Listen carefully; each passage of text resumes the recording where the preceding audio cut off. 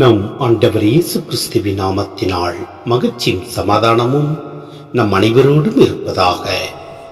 எசாயா 33 2-6 மற்றும் 21-22 முடிய. ஆண்டவரே, எங்கள் மீது இரக்கமாயிரும்.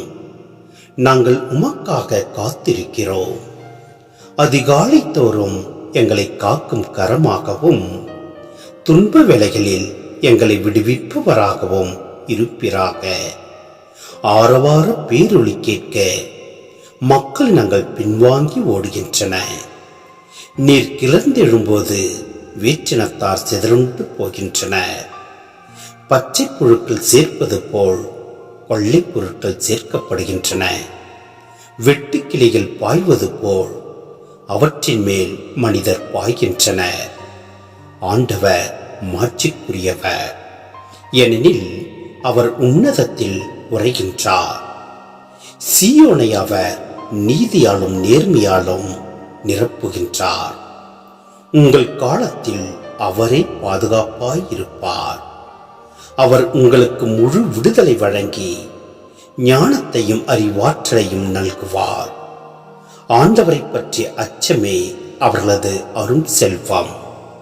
ஏனெனில் அங்கே ஆண்டவர் நமக்கென தம் மாட்சியை விளங்க செய்வார்.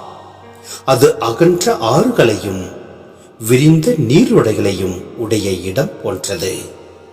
துடுப்பு படகு அங்கு போவதில்லை, மாபெரும் கப்பல் கடந்து வருவதும் இல்லை.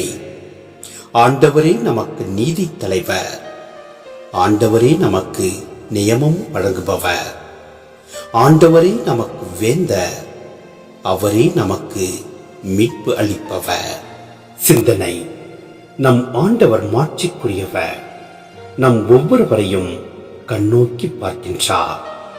நாம் ஆண்டவருக்கு அஞ்சி அவர் வழியில் நாம் நடக்கின்ற போது எல்லா சூழ்நிலையிலும் நம்மை காத்திடுவார்.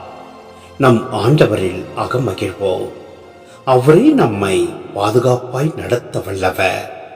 நம் ஒவ்வொருவருக்கும் ஒவ்வொரு துணையாளரை வைத்துள்ளார். எனவே நம் ஆண்டவரில் நிலைத்து நிற்போம்.